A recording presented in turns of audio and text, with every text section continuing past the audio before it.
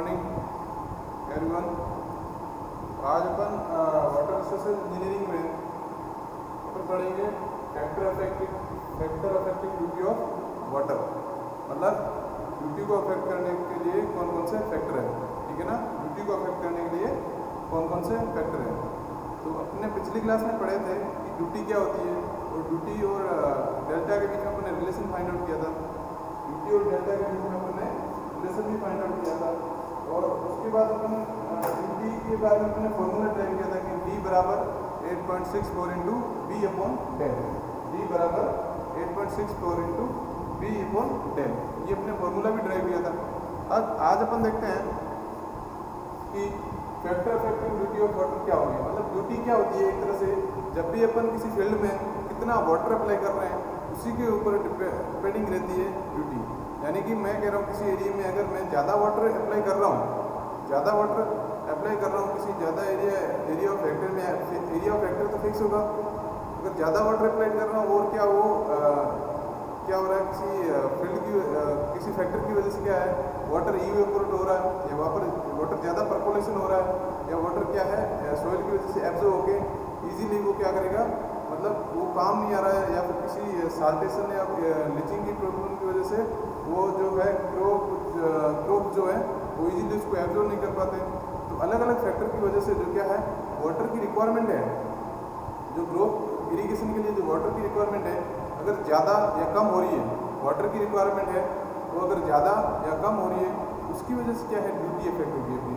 Duty का मतलब अगर मैं ज़्यादा वाटर अप्लाई कर रहा हूँ, यानी कि ज़्यादा अगर वाटर अप्लाई कर रहा हूँ तो उसका मतलब क्या, उसका मतलब ड्यूटी मेरी क्या हो जाएगी, डिक्रीज हो जाएगी। आई बात समझ में। अगर मैं कम वाटर अप्लाई कर रहा हूँ और वाटर पूरा यूज आ रहा है मेरे ग्रोथ में, तो वो मेरी क्या करेगी, ड्यूटी हायर ड्यूटी कहलाएगी। आई बात समझ में। इसको अपन ड्यूटी कहते हैं। नॉर्मल लैंग्वेज, सिंपल लैंग्वेज में बता रहा हूँ कि अगर ज़्यादा वाटर अप्लाई करेंगे और वो वाटर अपना इवेपोरेट हो रहा है या परकोलेशन हो रहा है, ज़्यादा यूज में नहीं आ रहा है, तो क्या है मेरी ड्यूटी जो है वो क्या हो जाएगी, लो हो जाएगी, मतलब डिक्रीज हो जाएगी। अगर मैं वाटर कम अप्लाई कर रहा हूँ, वो पूरा वाटर जो है मेरे यूज में आ रहा है, उसको मैं क्या कहूँगा, मेरी ड्यूटी जो है इंक्रीज हो रही है। आई बात समझ में। इसको लेके अपन इसके बारे में अपन पूरे फैक्टर जो इफेक्ट करने वाले फैक्टर है उसके बारे में अपन पढ़ेंगे। तो फैक्टर क्या क्या होते हैं देखिए। सबसे पहले अपन देखते हैं टाइप ऑफ क्रॉप, मतलब टाइप्स ऑफ क्रॉप अलग अलग टाइप की होती है। जो मतलब जैसे कोई क्रॉप होती है वो ज़्यादा वाटर एब्जॉर्ब करती है, कोई वाटर क्रॉप होती है जो वाटर को ज़्यादा एब्जॉर्ब करती है, और कोई कम एब्जॉर्ब करती है ना। उनका मतलब यूज जो वाटर का है जब ज़्यादा और कम होता है क्रॉप के अकॉर्डिंग, तो the crop which require large quantity of water have lower duty of water. मतलब अगर मैं कह रहा हूँ एक क्रॉप है जो मतलब बहुत ही ज़्यादा वाटर एब्जॉर्ब कर रही है, मतलब कोई एक आदमी है जो खाना ज़्यादा खा रहा है, खाना खाया जा रहा है, ठीक है ना, तो और वो ग्रोथ अच्छी नहीं कर रहा है, ठीक है ना, वो ग्रोथ भी अच्छी नहीं कर रहा है, तो इसलिए मैं उसके लिए ड्यूटी जो होगी वाटर की वो क्या होगी, लोअर ड्यूटी ऑफ वाटर। जो ड्यूटी होगी वो क्या होगी, लोअर होगी, क्योंकि अपन वाटर ज़्यादा अप्लाई कर रहे हैं, ठीक है ना। बहुत सारे पेड़ पौधे लगे हुए हैं, अब मैं यहाँ पे वाटर कर रहा हूँ, वो ज़्यादा वाटर एब्जॉर्ब कर रहा है, तो आगे वाले को कम पहुँचेगा ना, तो मेरे को और ज़्यादा वाटर अप्लाई करना पड़ेगा, और ज़्यादा वाटर अप्लाई करूँगा तो आधे तक पहुँचेगा, तो वो बहुत सारी क्रॉप्स है वो बहुत ज़्यादा वाटर अप्लाई एब्जॉर्ब करेंगे। इस वजह से क्या होता है, इस वजह से क्या होगा कि जो मेरा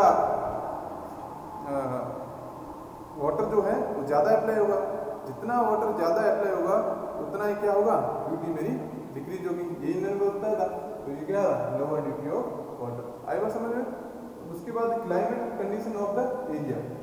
climate condition of the area क्या होता है, क्लाइमेट कंडीशन यानी कि वहाँ का जो लैंड का है जहाँ पे अपन इरिगेशन या फिर कर रहे हैं, वहाँ पे उसका क्लाइमेट क्या है, उस क्लाइमेट बेसिस पे ड्यूटी डिपेंड करती है। वहाँ का क्लाइमेट हॉट है या ठंडा है या फिर नॉर्मल है, क्या है।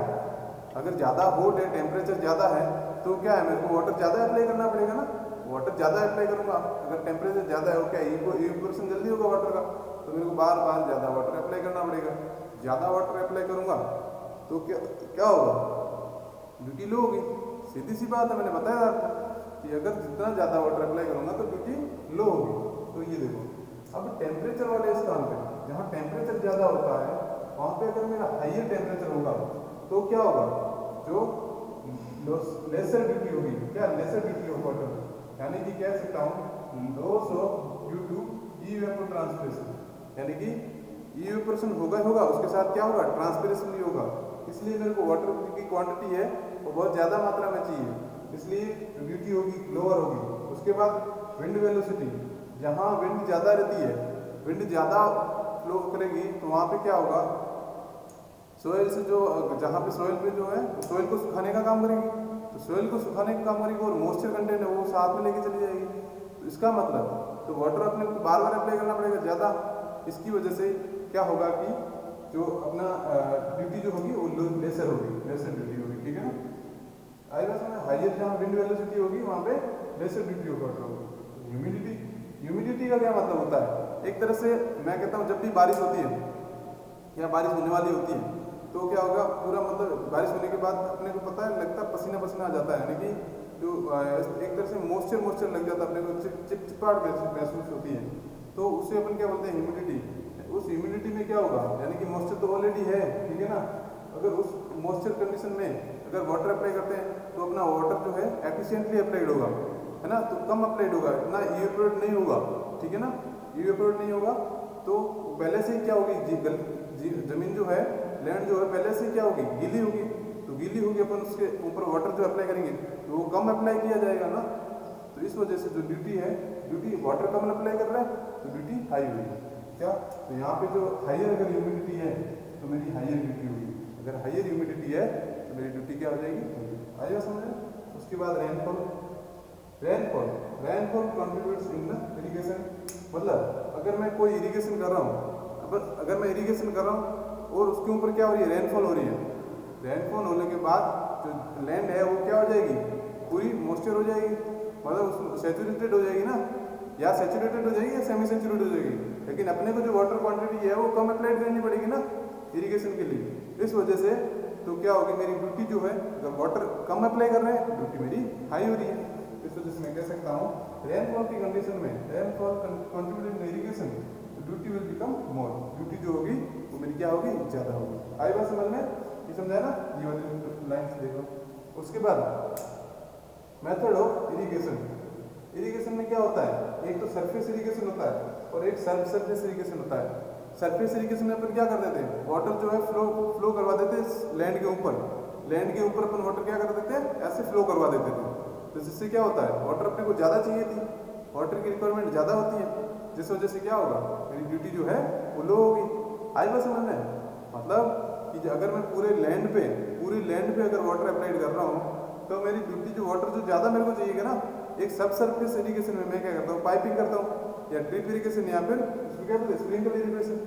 उससे क्या होगा कि मैं जो वाटर अप्लाई करूँगा वो इतना ही अप्लाई करूँगा जितना उसको क्रॉप को रिक्वायर्ड है, तो वाटर मेरा कम अप्लाइड हो रहा है ना, मेथड ऑफ इरिगेशन की वजह से वाटर मैं कम अप्लाइड कर रहा हूँ, इसकी वजह से मेरी ड्यूटी क्या है, इंक्रीज हो सकती है। तो अब सब सरफेस इरिगेशन, शायद स्प्रिंकल सब सरफेस नहीं आता तो अपन सब सरफेस नहीं लिख के ओनली फॉर दो मेथड लिख सकते हैं, स्प्रिंकल एंड ड्रिप इरिगेशन। तो सरफेस इरिगेशन में क्या होता है, ड्यूटी इज लेस, ड्यूटी जो होगी वो क्या होगी, लेस होगी, बट इन दोनों मेथड में, स्प्रिंकल और ड्रिप इरिगेशन मेथड में क्या होगी, ड्यूटी मेरी हाई होगी। क्यों, क्योंकि मेरा वाटर इतना ही रिक्वायर्ड हो रहा है, उतना ही अप्लाइड हो रहा है जितना वो वाटर यूज हो रहा है, ठीक है ना, अच्छी एफिशिएंसी के साथ मेरा वाटर भी कम अप्लाइड हो रहा है, कम अप्लाइड वाटर होगा किसके कंपैरिजन में, इस सरफेस इरिगेशन के मेथड के कंपैरिजन में वाटर में कम अप्लाइड हो रहा है, तो इस कंपैरिजन में मैं कह सकता हूँ मेरी ड्यूटी क्या होगी, हाई होगी ना, हाई बात समझ में, तो ड्यूटी होगी। अब अपन देखते हैं,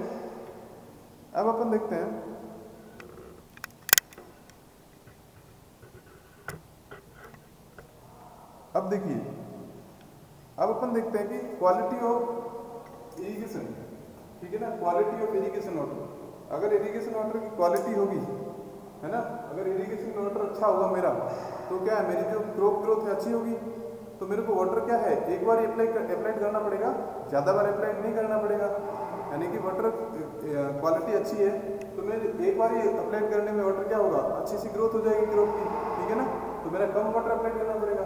अगर क्वालिटी खराब है तो मैं एक बार अप्लाइड करूँगा तो क्या होगी, फसल उसमें ज़्यादा अच्छी सी ग्रोथ नहीं हो पाएगी, जिस वजह से क्या होगा, तो मेरे को बार बार डबल या ऊपर और वाटरिंग करनी पड़ेगी, उस वजह से जो वाटरिंग की क्वांटिटी है वो बढ़ जाएगी।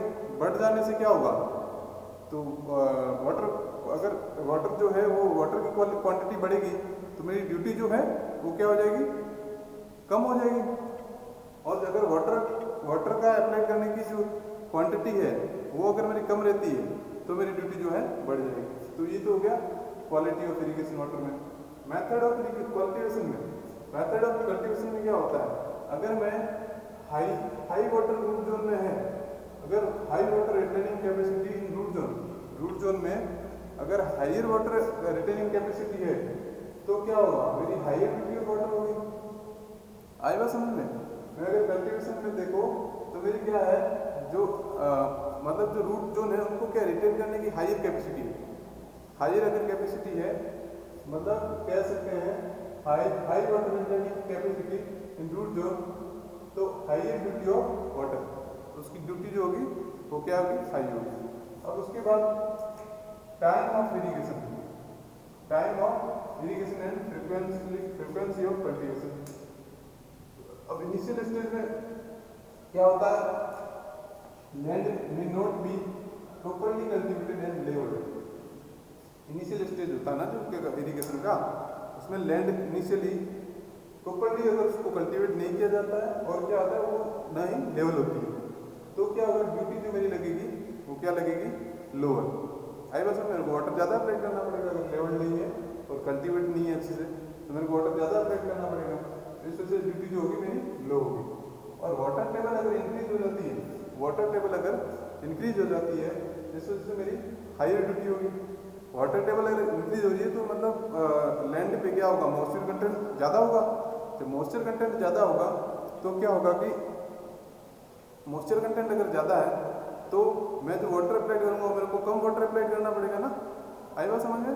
तो कम वाटर अप्लाई करूँगा जिससे क्या होगा, कम वाटर अप्लाई करूँगा जिससे क्या होगा, मेरा अच्छे से जो ड्यूटी जो है वो हाइयर हो जाएगी, ड्यूटी जो है वो हाइयर हो जाएगी।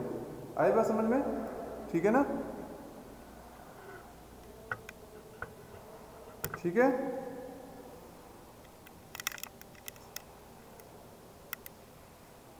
अब देखिए उसके बाद दिखाई दे रहा है ना हमको, ठीक है, साफ दिखाई दे रहा है।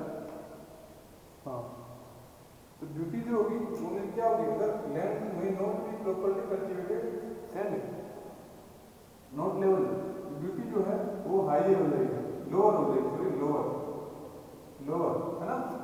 और अगर मेरा वाटर टेबल अगर इंक्रीज हो रहा है, वाटर टेबल अगर इंक्रीज हो रहा है तो मेरी जो मॉइस्चर कंटेंट अगर इंक्रीज होगा तो मेरे को वाटर कम अप्लाई करना पड़ेगा, इसलिए वाटर ज़्यादा कम अप्लाई करेगा, ड्यूटी जो होगी वो क्या होगी, हाइयर। अब फ्रीक्वेंट कल्टीवेशन ऑफ लैंड, अगर बार बार मैं अगर कल्टीवेशन कर रहा हूँ लैंड का, इससे क्या होगा, ड्यूटी जो होगी वो बढ़ जाएगी, हाई ड्यूटी होगी। आई बात समझ में, क्योंकि उसमें मॉइस्चर कंटेंट ऑलरेडी रहेगा बार बार कल्टीवेशन करने के लिए, इस वजह से क्या होगा, मॉइस्चर अगर ऑलरेडी रहेगा तो वाटर अपने को कम अप्लाई करना पड़ेगा। आई बात समझ में। अब उसके बाद आता है type of soil and subsoil of the area through which canal passes. अब अपन जो कैनाल है वो किस सोइल, कौन सी टाइप की सोइल से अपन पास करवा रहे हैं उस पर भी डिपेंड करता है।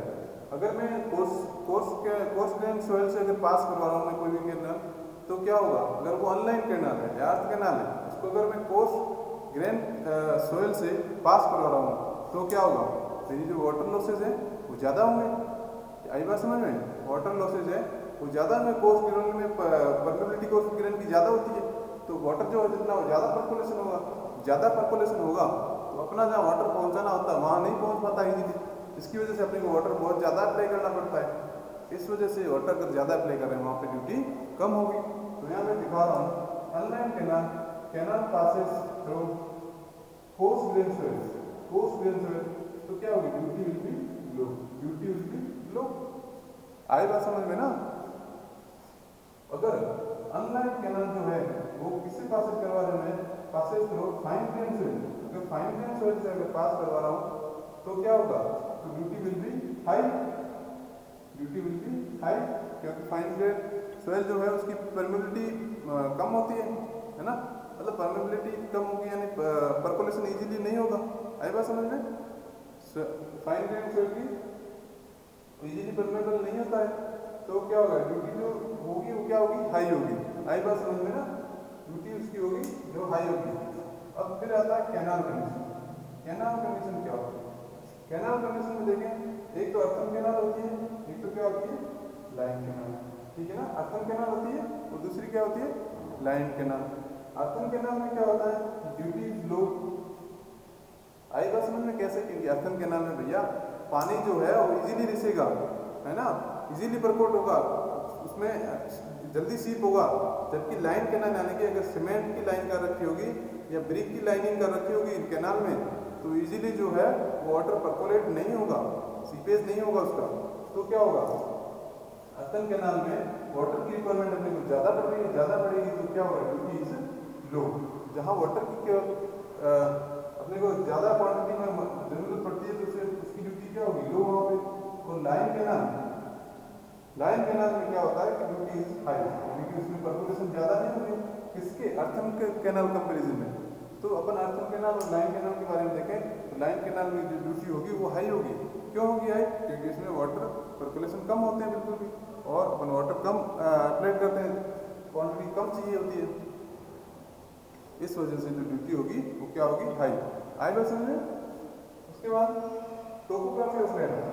टोपोग्राफी ऑफ लैंड के लिए देखें तो लैंड लेवल होगी, अगर किसी टोपोग्राफी की लैंड अगर लेवल होगी तो वाटर जो है इजीली अप्लाइड हो सकता है। आई बात समझ ना, वाटर जो है अपन अच्छे से अप्लाइड कर सकते हैं।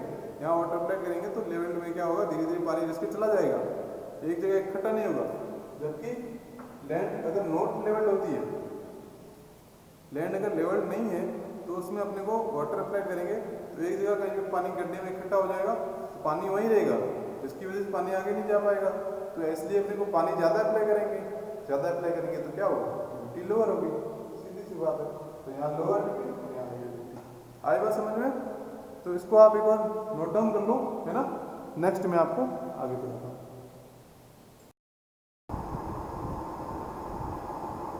तो उसके बाद अपन देखते हैं, लास्ट में अपन ने देखा था फैक्टर, और उसके बाद एक बेस पीरियड रह गया था। बेस पीरियड क्या होता है, जब भी बेस पीरियड में पता चला first quarter to last quarter, ठीक है ना।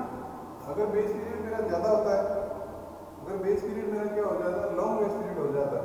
अगर लॉन्ग बेस पीरियड होगा, अगर मेरा लॉन्ग बेस पीरियड होगा तो क्या होगा, ज़्यादा वाटर मेरे को अप्लाई करना पड़ेगा ना।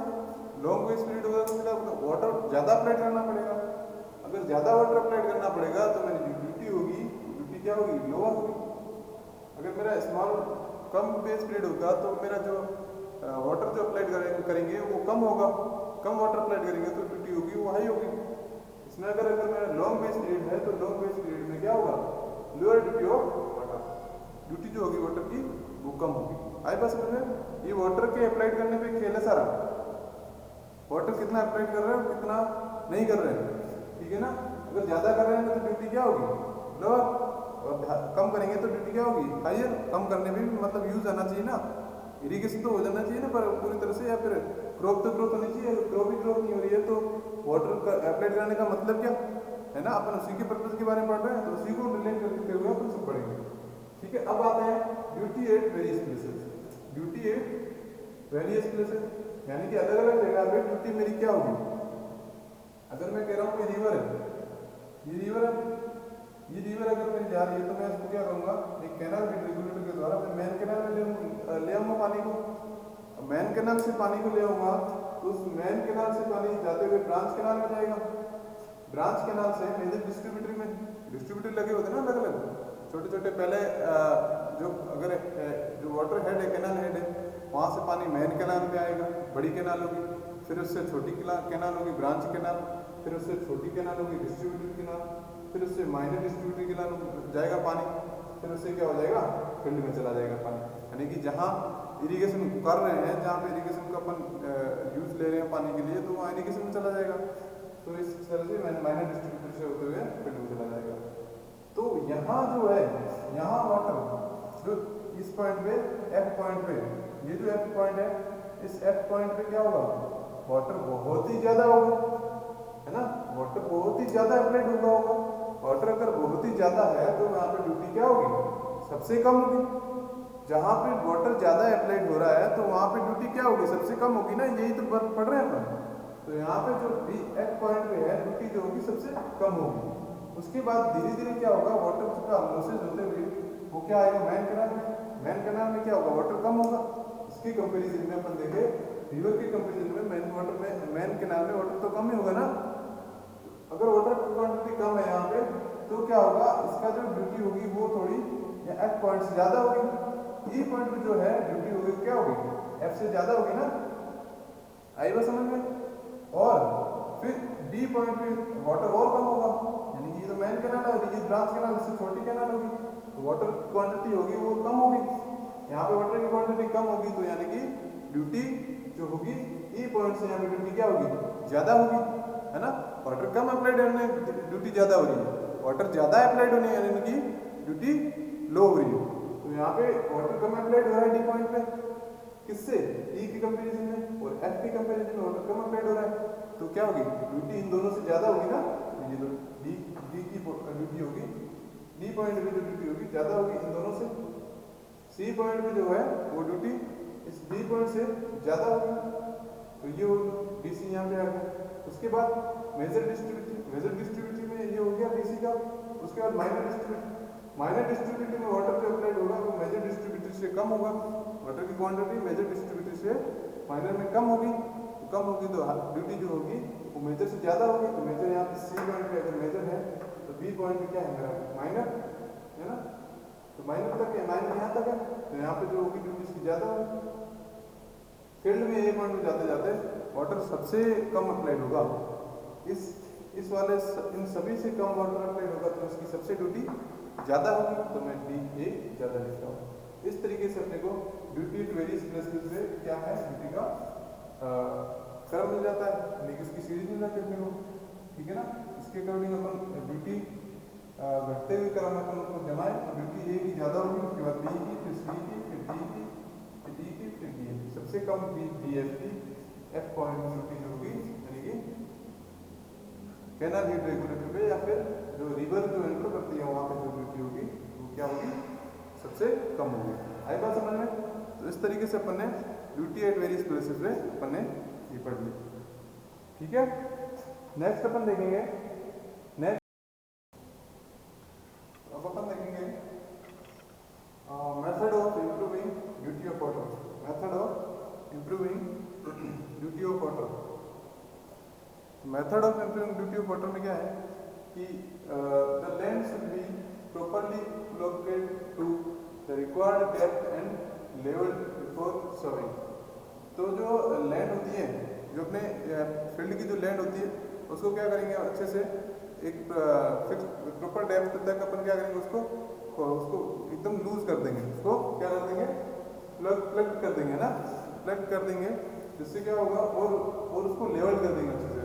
किससे, सोइंग से। जो फर्स्ट वाटरिंग करते हैं उससे पहले जो बीज बोते हैं ना, उससे पहले अपन क्या कर देंगे, अच्छे से इसको प्रॉपरली ढंग से इसको प्लग कर देंगे, एक रिक्वायर्ड डेप्थ तक एंड लेवल कर देंगे, ठीक है ना। तो ये तो गया first point. Second point, the land should B cultivated frequently because reduce loss of moisture from soil. यानी कि उसको क्या करेंगे, अगर लगातार क्या करेंगे, उसको कल्टीवेटेड करते रहेंगे बार बार। अगर अपन उसको कल्टीवेट करते रहेंगे तो जो सोयल है उस सोयल से क्या होगा, जो मॉइस्चर जो होगा वो कम रिड्यूस होगा, ज़्यादा रिड्यूस नहीं होगा।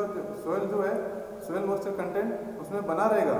आई बात समझ में। सोयल में जैसे क्या होगा, अपने को वाटर की जो वाटर की क्वांटिटी है वो ज़्यादा अप्लाइड नहीं करनी पड़ेगी, यानी आई बात समझ में।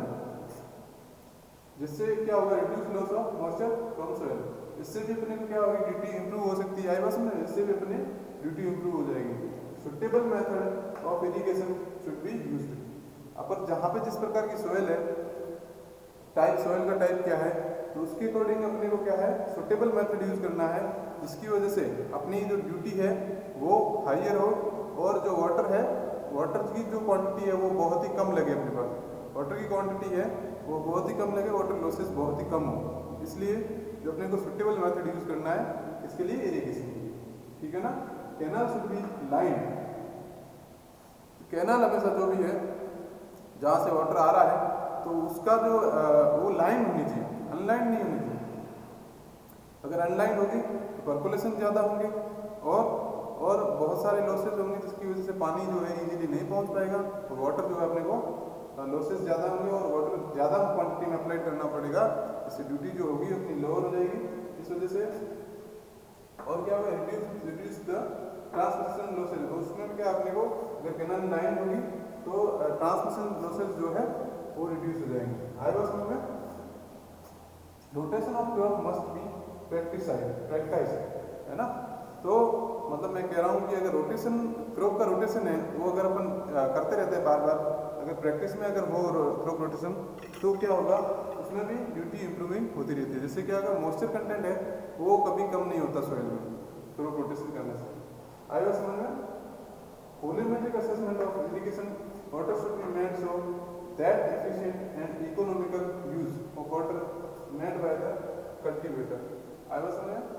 अगर अपन बहुत ही वॉल्यूमेट्रिक असेसमेंट ऑफ इरिगेशन कर रहे हैं उसमें क्या होगा, वाटर जो है वो एफिशिएंट एंड इकोनॉमिकल होगा।